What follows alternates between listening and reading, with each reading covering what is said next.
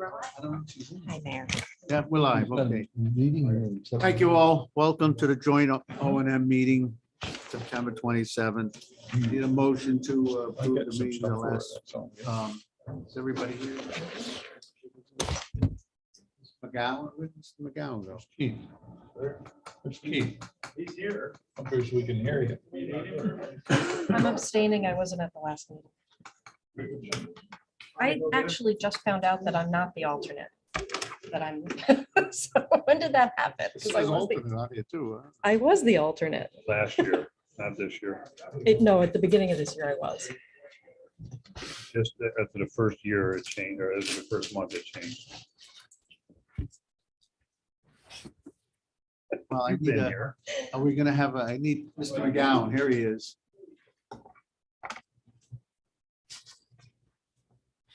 All right.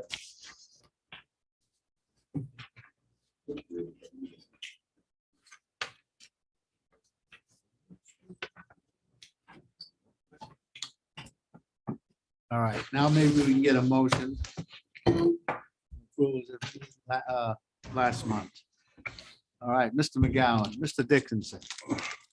All in favor? Abstain. Opposed? It's passed. All right, we're gonna go move right into discussion items. So the first item that we have on there is, as you know, Ice Castles came last month, gave a presentation regarding upgrading the electrical and water lines. I can tell you right now that the water line is out to bid. I believe next week we receive bids, so we'll know what the cost of. Sorry.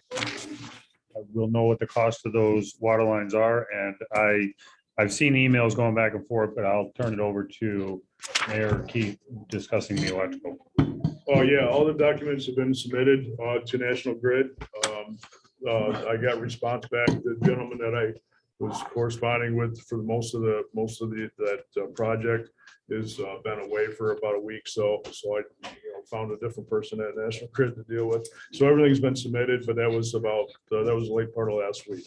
So they haven't responded back that there's anything in addition that we need. So hopefully they're going to be going into construction real soon. So, and they're going to put a cost associated with their efforts for this project as well. I have a quick question. Yes. I'm not sure I understand what that means. They're going to put together a cost associated and bill us back. Like, Well, it's going to be, the cost, the Ice Castle Corporation is going to be paying for any upgrades. okay, thank you. Yes. Yep. Questions? All right. Go ahead, Kev. The next item we had on there is, for me, was the budget presentation. And under Park O&M, we had slight increases in electric and heating because we were using the facilities during the winter months, and slight increase in insurance, and that's all we had. If there's any questions on any of that. All Just out of curiosity, what do you consider a slight increase in insurance? I want to say, I don't have it in front of me. Actually, I do. Supervisor Hogan, if you give me 1 minute, I can look it up for you and tell you. Insurance went up about 15%. Okay, there we go. Thanks, Betsy. Now, Chairman, thank you. And what was the increase in the electric with the ice castles, or the use in the winter, I should say? There was an increase, but again, there was also. Because that was before the increase we just got from National Grid, so. I don't know if anybody noticed their last bill, but holy macrimonious. the towns. Double. That's a new one. So electricity, we had budgeted for 7,300 in 2021. In 2022, we budgeted 6,200. The amended budget for 2022 is approximately, and this was due to Ice Castle, is $10,123. So we have budgeted 10,000 for next year. Now, are those costs built into the contract with Ice Castle to pay the difference? Those costs were included in their $50,000 fee last year. Ice Castle's contract for this coming year will be 55. Correct, because it's a 5%. So we built in an increase. escalation clause. Hope that's enough for that National Grid increase. Yeah. You okay, Mr. McGowan? Got your answer? Right, Mr. McGowan, it's okay. And I didn't have anything else, and I guess I would ask if the mayor has anything more. I'll leave it in Yeah, I there. just want to give an update on the last season, of course, was the most successful season that we had at Wood Park, and it's all good news. I want to pass out a tentative schedule for 2023, which shows that our events at Wood Park next year will increase from 13 events to 18. We are going to be booked for the first time. We've got 2 or 3 events that are seeking the same weekends. As you know, this year Americade is moving up a week, and there'll be the tow truck show will be in the festival space. Edna knows about the tow truck show from years ago. And we're going to be able to accommodate Americade in the Beach Road parking lot and along the beach road. So both of those events will be taking place the first week in June. Next year, we'll be hosting 4 new events at Wood Park to bring a total of 18 events. And we're also working with 3 more events for next year. If we are able to land all of those events, we would be booked solid from the week before Memorial Day until the last week in September. And I think that's remarkable for a short period of time. Every single event that we've hosted at Wood Park has returned for another event. And the big event that we're working on right now is the Empire State Jeep Fest. That would be the 3rd week in May, which is open at Wood Park. It's a 3-day event. If you want to see what it's a little bit about, go to the Jeep Fest, Slippery Rock, Pennsylvania. It's on the same magnitude as Americade and the car show, only larger. And yeah, oh my God. But that's the business we're in. And we'll be meeting with him next week. He's interested in moving here in 2023, and he's interested in a long-term contract. So we've done real well at Wood Park, and I have to say again, a lot of the success that we've had is due to the availability of occupancy tax to assist these new events get going. And I believe that's the way it should be. Get them here, let them experience Lake George, help them out, let them find out how terrific the Lake George area is, and then continue to support them, but maybe not in the same magnitude that we do at the beginning. Every one of the people that we've talked to, all the new events that have come here have all said, we'd like to find out more about Lake George, and the next thing is occupancy tax. So it's been a very, very valuable asset to our success at Wood Park. Mayor, I don't see Americade. What's that? Americade? Americade is not going to be in the festival space. No, we're going to, I've been working with Dutcher, and we're going to be able to fit Americade Expo on the Beach Road parking lot, again, with the cooperation of the county. We'll fit them in the Beach Road parking lot across the 2 lanes of Beach Road. We'll be able to fence that all in and detour traffic. No one will be, obviously, there's no businesses in that stretch. And we'll be able to hold the expo on Beach Road the same time that the tow truck show is in the festival space. And we're going to be able to handle the deliveries for the fort, everything else by opening up a lane in the back. The Steamboat Company Pier will be open during the entire time by rerouting traffic down Betty Little Boulevard. So Americade will be returning the first week of June, 1 week earlier than it has in the past. Hey, just a quick comment on my case. How did you come up with the rally we just had with the not the motorcycles, the cars? Your The car show, was the biggest crowd that I've ever seen in history, even bigger than Diane Struebel's swim, which I always said was big. We ended up actually utilizing the amusement park parking lots in the evening and running buses into the village every half hour to the old water slide world area. Mhm. And we were bringing in pedestrians from water slide world. I don't have the figures from the car show folks, but they said their attendance was up about 5 or 6% more than it was previous years. That would be in the range of somewhere around 15,000 attendance in 2 days.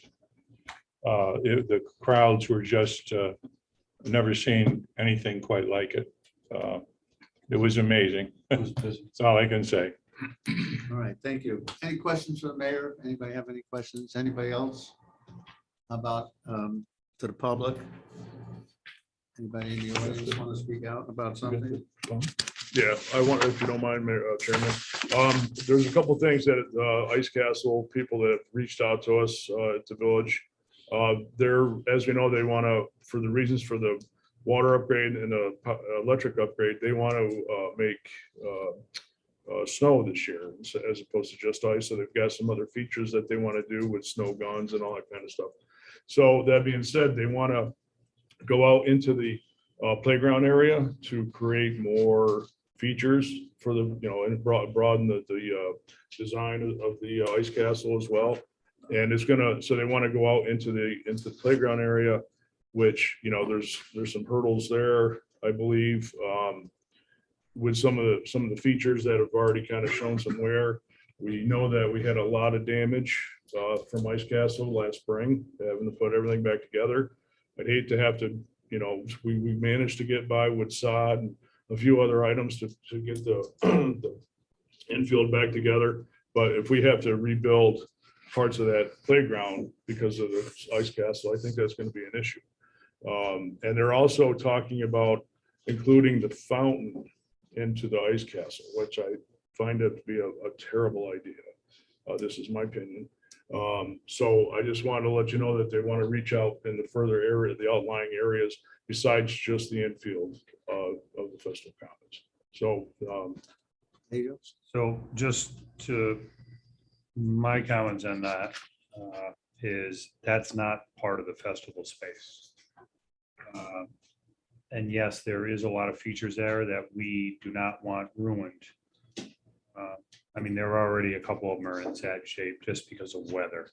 I would not want them to get damaged any further. And again, the dollar amount that the fee that they're paying is for a festival space and festival space alone, nothing beyond the fence line. So I can say I'm opposed. You guys have to make that decision, but I just don't feel using that outside unless we want to charge them more money, gain more revenue from that. But I don't want to see the features that are in that playground area ruined.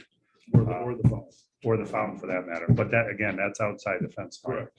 Yeah, I think we should make it clear to him now. He just recently asked for this. We should answer him right away and let him know that we're not conducive to letting him go outside the festival area. We had a lot, as Kevin knows, and Keith, a lot of problems fixing that area back up to get it ready. And now, remember, we're talking about booking in May. Even before, we're only going to have a very short period of time to turn that field around. So I agree. I think we should let them know, stay within the festival space. That's what you're paying for, and do the best you can. Well, that seems like an agreement of this whole committee. Yeah, yes. I just have a question. What were the challenges they faced that caused them to want to redesign or? I think they're just trying to bring some new life Yeah. into the It's event. 1 year old. How I- much I- new I- life does it need? Oh, what they want to do is just, they're just like an amusement park. If it's the same old, people aren't going to want to go back. You're only in there 35, 40 minutes. So he's trying to create some new features this year. And he is with the snow guns, and he's going to have an ice bar, and he's going to have a little cathedral area in there, just so people will say, I'm not going to go again because it's the same old, but he can do that in the festival space. He doesn't need to encompass this extra area. So particularly the playground, which is very sensitive because it's all wood, it's all natural playground. He could do some big, they could do some big damage in there. Does, So how about, Mr. Mayor, we let you send them that information that I'd like the to, committee decided stays inside the festival space. does anybody have concerns about the snow guns and the noise? No, I don't. Have you ever been there when there's been a rock concert? We have 4 of them. Yeah, but they don't run The- the- all the night neighbors will be long. happy to, yeah, there's really no neighbors very close at all.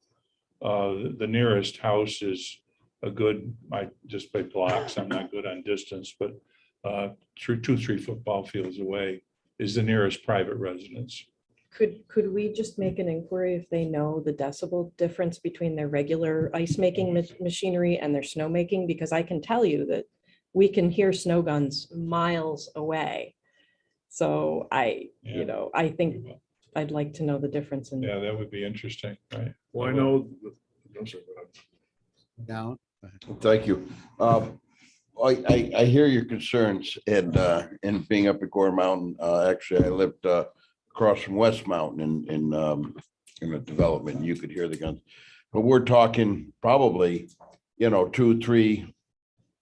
I can't see any more than that many guns there compared to how many are up on the mountain. So, but it is a great concern. It would be We can like to find know how many, guns they'd be talking about and maybe, hours of operation. I think Kevin can answer that. So I think based on our last discussion, 1 gun, maybe 2. And they're only using the snow machines because they can do it outside of, they don't need to wait for cold weather temperatures to be able to use the snow guns at the ones they're using. They think they can use them in warm weather. Now, the ones at Gore, typically they got to wait till it gets to 28 degrees. Same with West Mountain before they start making snow. They're telling us at 35, 40 degrees, they can make snow. So they're going to use this up front to make a lot of those features, not necessarily run them 24 hours, 7 days a week. It's only going to be Oh, give the yeah, features just at the beginning. Yes. Thank you. This is a concern. Because as we all know that you need certain temperatures to make snow. And I know that they can do it up at West Mountain and I don't know if they do it up at Gore or not, but there's chemical additives that you can put in there that, that they can make snow. So I just want to make sure whatever they're going to put in their snowmaking equipment, that it is due to the environmental areas, as you know. And I really appreciate you doing all this. Okay. I'll add on because I take a little extra work on the winter months and I work at Gore. And I actually work in snowmaking on the weekends up there to help them out. And we use the chemicals to create snow at higher temperatures, and it's environmentally friendly. Right. Any other questions? Anybody from the audience? All right, anything on YouTube?